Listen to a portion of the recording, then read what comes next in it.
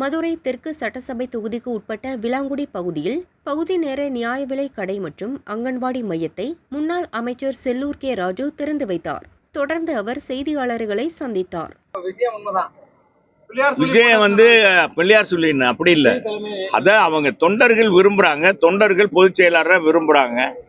பொதுச் செயலாளர் பேசுற இடங்கள்ல எல்லாம் அவங்களா தன்னை எழுச்சியாக இதெல்லாம் எங்க கட்சி அந்த தரந்தாழ்ந்து போற கட்சியே கிடையாது. அவர் உண்மையிலேயே டிடிவி தினகரன் இந்த கட்சியில எம்பியா இருந்தவர், எல்லா பொறுப்புலையும் இருந்திருக்காரு. அதிமுக தொண்டன், புரட்சி தலைவர் அம்மாவுடைய தொண்டன். எவனாவது அடுத்த கட்சி கொடியை தூக்குனா வரலாறு உண்டா? 53 ஆண்டுகள்ல கூட்டணி சேர்ந்தா தோல் கொடுப்போம், தோல்ல தூக்கிட்டு கொண்டாடுவோம். எங்களை எதிர்த்தா கீழே போட்டு மிதிச்சுட்டு போவோம். இதுதான் அதிமுக வரலாறு, அதிமுக தொண்டனுடைய வரலாறு. எங்க தலைவர்கள் சாமிண்டா சாமி, சாணிடா அப்படின்னா சாணி.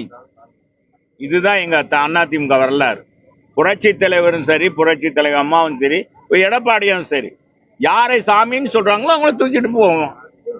எப்பா அவர் சாமி இல்லப்பா, நம்மள தோல்ல உட்காந்துட்டு எங்க தோல்ல உட்காந்துட்டு கடிச்சாங்கன்னா நாங்க விட்டுக்கிட்டு இருக்க முடியும். அதை பொதுச்செயலாளர் சொல்லுவோம். சொல்லும் போது அப்ப அவர் என்ன சொல்லுவாரு? அப்ப கீழே போட்டு மிதிங்கப்பா அப்படின்றார். எந்த கொடியும் அவர் சொல்ற மாதிரி இதெல்லாம் சொன்னா இத போனா ரொம்ப விகாசா போயிடும். அதிமுகக்கான அந்த மாதிரி இழிபிறவி இல்ல. அடுத்த கட்சி கொடி, அதுக்காக அடுத்த கட்சி நாங்க அடுத்த கட்சியை மதிக்கலன்னு இல்ல, எந்த கட்சியும் மதிக்கலன்னு இல்ல. அது மாதிரி ஒரு ஈனப்பிறவி நாங்க இல்ல. எங்க கட்சி கொடியை தான் தூக்குவோம். எங்க கட்சி கொடியே தூக்க மாட்டாங்க. சில இடங்கள்ல பாத்தீங்கன்னா எங்க அம்மாவே எங்கிட்ட சொல்லிடுவாங்க, எங்கட மாவட்ட செயலாளர் இருக்கும்போது சொல்லுவாங்க, ஏப்பா நம்ம ஆளு கொடியே தூக்க மாட்டேங்க. பூரா பார்த்தா கூட்டணி கட்சி, அங்க பார்த்தா பார்வர்ட் பிளாக், மூவேந்தர் முன்னணி எல்லா கட்சி கொடியும் பிடிக்கும், நம்ம கொடியை பிடிக்க மாட்டேங்க. எங்க கட்சி கொடி பிடிக்கிறது அவ்வளவு இல்ல. அதுல அடுத்த கட்சி கொடியை போய் பிடிச்சி ஆட்டுவாமா? இது என்னங்க தேவையில்லாத கேட்டு இதெல்லாம் எங்களை கோவப்படுத்தாதீங்கப்பா.